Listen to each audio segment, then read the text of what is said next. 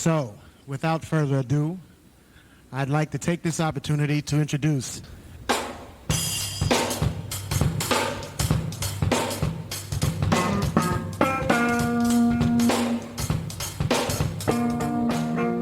This is another in a series of live broadcasts enjoying the creative sounds of music and harmony. Hope you enjoy. Don't touch that dial. Keep it locked. Tuned in and turned on. Welcome to the Talk Dirty to Me podcast with the Maestro. Not just numbers, not just stats. It's about what they mean. And now, your host, the Maestro.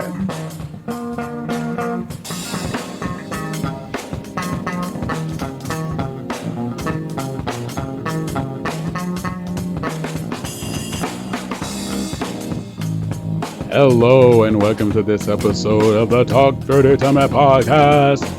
Well, your boy, me, the Maestro. Appreciate everybody. Appreciate all you do. Appreciate all you ask. Appreciate all you tell. Appreciate all you suggest. Appreciate y'all. And don't forget to check out the other great podcasts we have on the network for you. From the Blazer with Blazing Takes, Marsh, the Media Man with the Marsh Pod, SimWorld Today, the formal news show of the network. That's coat and tie only, please. Thank you very much. And my favorite, Around the Table with Elava and the Fat Man, my dude, my fun-sized boo. There you go. Please check it all out. And I get the names wrong all the time, but you know where my heart is. You know what's up. Let's get into it.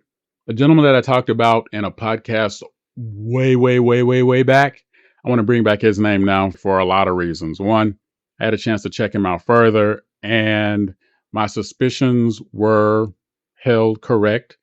My man can play. Beauchamp, the top recruit in his division, at 6'1", 177 pounds, 16 years old, has all the pluses that you would look for to fit in with an athletic team and then some. Now, we say athletic team. There are a lot of teams that, though they might have athleticism on the team, the schemes of the principals do not always set up for the team to be athletic. And I think you follow what I'm putting down here.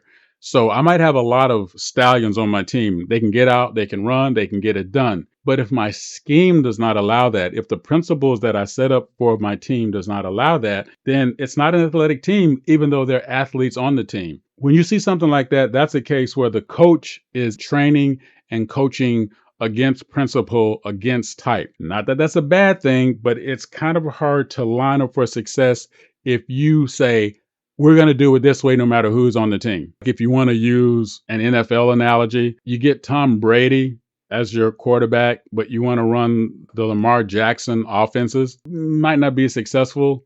Let's see, Tom Brady runs the 40-yard dash in 3 days and 17 minutes. I mean, he's got the rings, but that's cool. It's because he's has been on teams that recognizes his gifts and his principles, and the principles are developed around what he does naturally and what he does well, and that's why it works. Whereas you see another quarterback similar, always compared with him for a long time, a gentleman by the name of Peyton Manning, 2 championships. On both championships run, the critics say he was a very small part of it. Take with that what you want to take with it. The ring is the ring, right? Does it really matter? However, there are some players that it doesn't matter where they go, they're going to make it happen. And Beauchamp is one of those players that I think about when I'm talking about this. Yes, I know I did a cross sports reference. I've already put multiple quarters in the jar. Stop being judgmental. His game, the first thing that I wrote was good vision. Always seeing the floor, always seeing where his teammates were, taking advantage of that with his athleticism, being able to move to a spot where he was needed to reshift the position of the defense. Super smart move every single time. And rarely did I see him out of place. Even to the point when he would feed a big man underneath, he would then not just move to move, he would wait and see his big man try to develop leverage in the paint. And he kept moving to make sure that he was an outlet or he was a relief point for his big man if his big man got stuck. We'll talk about that in a minute. Seeing that with a lot of players who will dribble themselves into trouble instead of dribbling themselves out of trouble. I know we talked about that a little bit before, but that's more and more true now as I'm seeing people trying to press, thinking if I got numbers, that's going to get me looked at. No, fam. Play the game smart. That's what's going to get you looked at. Trust me, these coaches know the game. They know what they're looking for, and they see what you do when you don't have the ball in your hands. And trust me when I tell you, for the better coaches, as you're going to find here, that will speak more volumes to them than you always shucking up a bucket and sitting there posing with your arm up because you're trying to get points. Think about that as you move forward. He moved very well without the ball. He moved even better with the ball. And a couple of his drives to the basket, all he took was a half a step of space. He was already in it, already had his defensive man turned, already moving toward the bucket, choosing violence every time. I like that. A lot of people will rush after they have a wide open move. They're trying to get the ball into the basket. No, gravity takes care of that. Trust me, nobody turned off gravity. The gravity bill has been paid. When you go up, just release. Release light. It's above the rim. It gets hit. It's goaltending, maybe even a technical. You still get the bucket. It's all good to go. Trust that. My move, I always say choose violence. You know what I mean when I say that. Not just the fact that I like to fight, but I want to finish at the rim. And I want to finish at the rim hard. I don't have to scream. I don't have to yell. I don't have to hang on to the rim. I finish hard. I rattle the rim. I get down. I go back and get my spot on defense. That's what I liked with seeing Jarrell do. The fact that every time he got into the paint, he went to the rim directly with intention. Beautiful, beautiful game. Really good handle. Might make a good one for somebody. And with that sort of athleticism, he's going to keep the defense off balance the entire game. And you put all that together, that ability to have that vision, to know where you need to be, when you need to be there, how to play the two-man game. That's another missing art I feel today. He's one of the first players I've seen in a long time truly play the two-man game. It's still an isolation move. If you ISO your big man, go be the relief valve. Don't just stick your big man out there so they're going to dribble, bounce around, blah, blah, blah, back and forth, and then nothing happens. Now I got to make something happen. Already be there. That's going to be the difference. That's going to be the change maker. That's what you want to see. And Jarrell did that really, really well.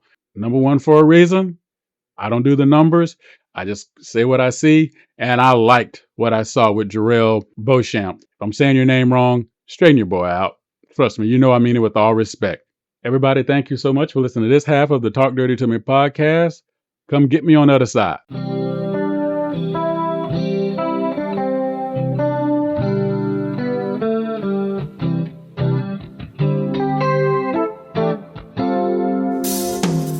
Thank you for listening to the Talk Dirty to Me podcast with the Maestro.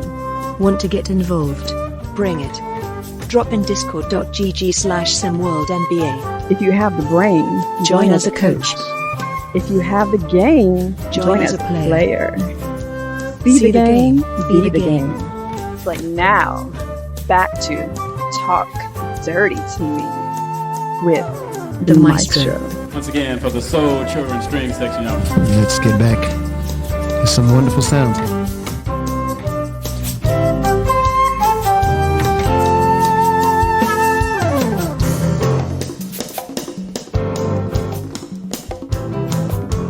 Hello and welcome back to this episode of Talk Dirty to Me. So let's talk a little off-ball recognition and principle here. Now let's start it off with element number one. A few episodes ago, we talked about the need to know what everyone is doing on every single play, or at least understand the principle of each play. So if I'm moving down in the paint and my back is to the basket, obviously I can see where everyone is. That's easy. Easy peasy, lemon, meringue, chocolate, whatever the phrase is. You guys know the phrase better than me. What does that mean, though, if my back is not to the play and I'm moving deep weak side, deep off ball, or moving shallow strong ball, but my back is to where the ball is and I don't know where everyone is behind me? This is where understanding your principles comes into play. If I am, and I'm going to use positions again, stay with me, fam. I'm going to use positions again just to get an idea of what's going on. So picture in your mind, the guard brings the ball up the court. Say I'm going to be the small forward or the three. I flash up mid-high post, or maybe even come all the way high post to give them a pass or set a screen. I get waved off. Now I can make a decision depending on the principle. I can either continue to flash through their position on the floor, hopefully dragging my man with me, maybe even flash in between him and his man to kind of misdirect his defender's eye, or I can V-cut back, low post, out perimeter. Either way, what am I doing? I'm moving with intention in order to move the defense with me. However, here's what's happening on the backside, and that's why I gave you that description for that. If the principle is if someone flashes high post, does not receive the ball, and then they activate a V cut back reverse into either the mid range, on the wing, or over to the side completely, and I'm on the opposite side of the play, maybe my principle is I flash high wing, maybe ready for a three, or maybe ready to reset the play at an angle off the bucket. If I know my teammate's going to do that, when I make my flash, my guard sees me. Maybe they lead feed me into the play, but I already know I have one defender at my 3/4 front. That means they have leverage on me. I might feel the other defender shadow the ball as it comes to me. So now I know I have a man back cross court high that should be by himself. I give it a glance, I give it a look. I can either make that pass, not a skip pass, never do a skip pass across court, just don't do it. Trust me, I know it looks good on the 2K19, whatever games you guys playing, but don't do it in real life. Or guess what? We just did a modified version of you say it with me, pick and roll. My guard can now flash to the basket. I can then tip pass, lead them into the paint. Guess what they have? Boom, easy two. This is what I mean when I say understand the principles that your coaches are giving you for those motions. Those motions are not just for you to know where you need to be. You need to be aware of where your teammates are so you can make those decisions. Understand if you have leverage on the point. Another scenario. Guard brings the ball up the floor. I'm going to play the 4 now. I might flash out wing because I want to do what? I want to try to move into the basket. Or maybe I want to run off a double screen and loop back in to get into the paint because I want to choose violence, right, and finish at the rim. Well, how does my teammate know what I'm going to do? If we ran principle, go back to the wide receiver analogy, I give him with my hand. If we worked out enough together, if we played enough together and we paid attention to each other, he knows what I mean. I know what he's looking at.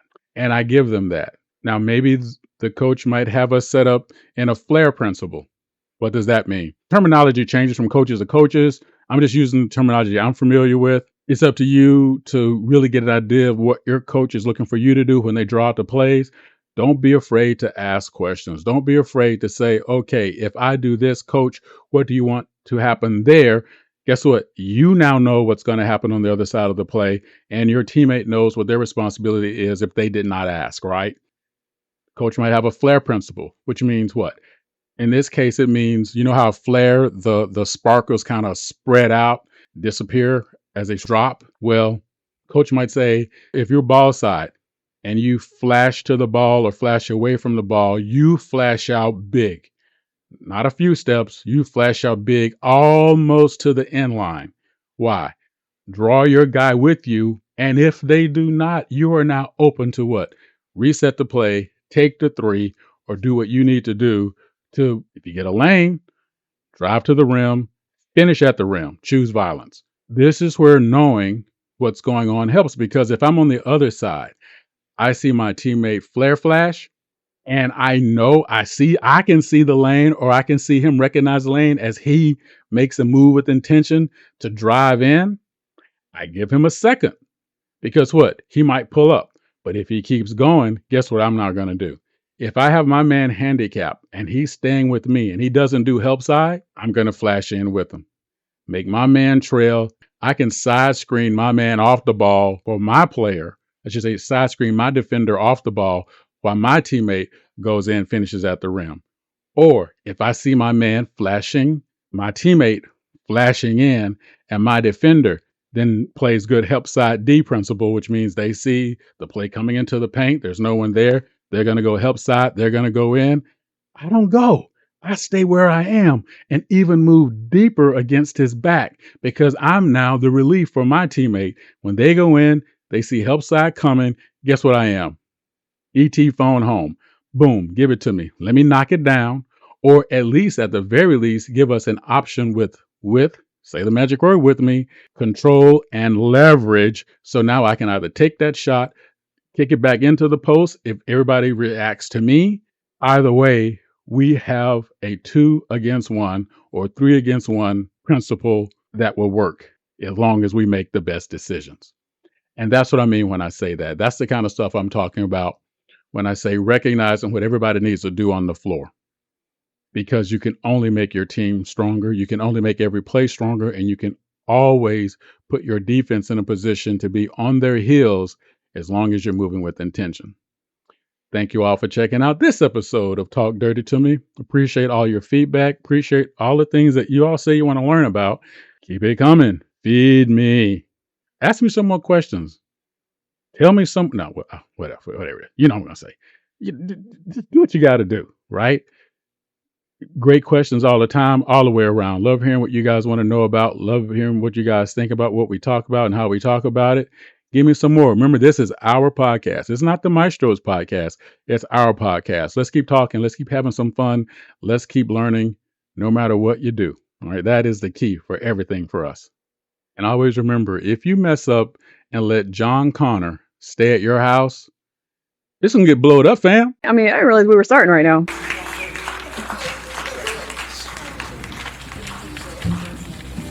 Thank you very much.